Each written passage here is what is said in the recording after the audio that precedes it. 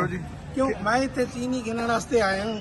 ਇਹ ਜਿਹੜਾ ਮਿਲ ਵਾਲਾ ਦਾ ਨੁਮਾਇੰਦਾ ਬੈਠਾ ਹੈ ਉਹਦਾ ਕਿ ਸਾਨੂੰ ਆਰਡਰ ਹੈ ਪਿੱਛਾ ਸਿਰਫ 25 ਕਿਲੋ ਦਿਨ ਦੀ ਵੇਚਣੀ ਸਹੀ। ਤੇ ਉਸ ਤੋਂ ਬਾਅਦ ਸਭ ਤੋਂ ਮੇਨ ਚੀਜ਼ ਕਿ ਬੰਦਾ ਦੁਕਾਨ ਤੇ ਬਾਂਧਾ ਹੀ ਨਹੀਂ 2-2 3-3 ਘੰਟੇ ਗਾਇਬ ਹੁੰਦਾ ਤੇ 25 ਕਿਲੋ ਵੇਚਣੀ ਹੈ ਤੇ ਉਹ ਵੀ 25 ਕਿਲੋ ਵੀ ਸਾਡਾ ਹੁਣ ਕੋਟਾ ਪੂਰਾ ਹੋ ਗਿਆ ਹੁਣ ਅਸਾਂ ਨਹੀਂ ਦੇ ਸਕਦੇ ਤਾਂ ਇਹ ਕਿਸ ਵਾਸਤੇ 25 ਕਿਲੋ ਪੂਰੇ ਸ਼ਹਿਰ ਦੇ ਵਿੱਚੋਂ 3 ਯੂਨਿਟ ਲੱਗੇ ਖੜੇ 75 ਕਿਲੋ ਦੀ ਤਹਿਸੀਲ ਨੂੰ ਤੁਸੀਂ ਚੀਨੀ ਦਿੱਤੀ ਹੈ ਤਾਂ ਕਿਸ ਵਾਸਤੇ ਲੋਕਾਂ ਨੂੰ ਖਰਾਬ ਕਰਨ ਵਾਸਤੇ। जनाब आपका क्या मौक़िफ़ है जी?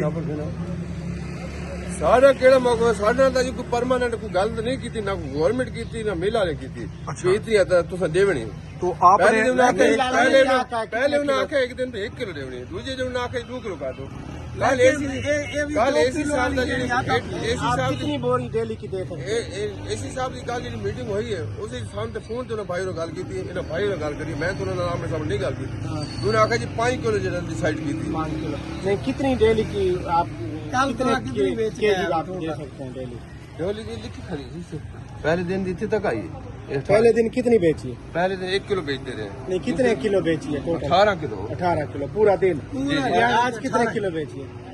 आज होगी 33 किलो 33 किलो आपने बेची कितनी है? आपको कितना टारगेट है? आज तो कोई टारगेट मिला नहीं है ना फिर ये कहते हैं 25 किलो से ऊपर हम बोला है 25 किलो बेच चुका हूँ मिल वाले कहते हैं मिल वाले क्या कहते हैं? मिल वाले कहते हैं जरा ना थोड़ा थोड़ा करके आस्ते आस्ते बेचे जल्दी में नहीं बेचे फल लाए लोग मिल कौन सी मिल कौन सी है जी?